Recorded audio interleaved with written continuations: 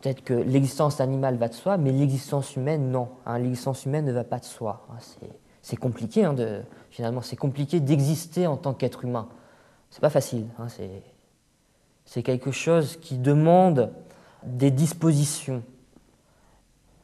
Et une des dispositions fondamentales, c'est finalement la possibilité de s'ouvrir au monde de la métaphysique, au monde du sacré, au monde du merveilleux, au monde de la magie. Donc, la modernité, je rappelle pour Mircea Eliade, c'est la désacralisation de l'univers humain, la mort de Dieu, pour Nietzsche. La mort de Dieu, c'est l'événement qui montre que finalement l'homme n'a plus besoin de se référer à une entité divine, il n'a plus besoin de Dieu.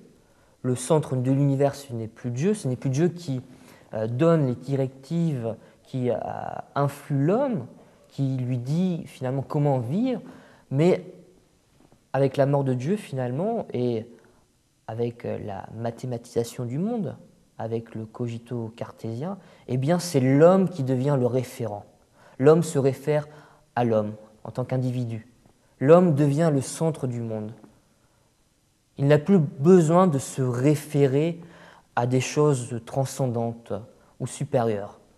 L'homme se réfère à lui uniquement, à l'individu qu'il est. Donc, rationaliser le monde revient à amoindrir la force du sacré et du magique, la force, bien sûr, du fantastique.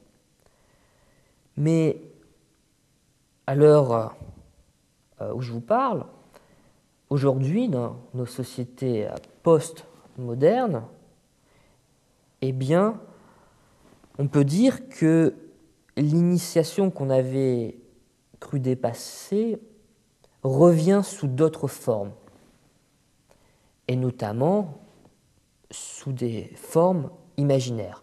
Le sorcier n'existe plus réellement, mais il revient dans nos constructions imaginaires, à travers la littérature, à travers le cinéma.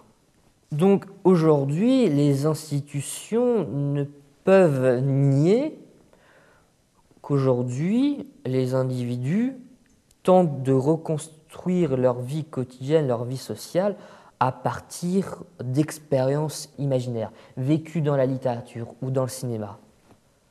Ce ne sont pas des expériences qui sont contingentes et qui seraient passagères. Au contraire, elles sont constitutives de notre manière d'être. Et c'est ça qui me semble important et qu'on a cru inutile. L'imaginaire n'est pas quelque chose qui est là pour notre bon plaisir. Non, c'est quelque chose qui va nous aider à nous réaliser dans notre vie quotidienne. C'est quelque chose qui va être, bien sûr, au fondement même de toute construction sociale. Le problème, c'est que l'homme moderne refuse cette idée que l'imaginaire peut nous aider à construire le social. Parce qu'on est toujours dans cette perspective de dire non, c'est la raison humaine qui nous permet d'élever en tout cas les constructions socioculturelles. Donc l'imaginaire, ce qu'on pourrait appeler d'ailleurs l'imaginaire initiatique, il existe un imaginaire initiatique qui nous permet de retrouver en quelque sorte l'expérience initiatique, l'expérience religieuse de l'homme primitif, de retrouver les phénomènes magiques.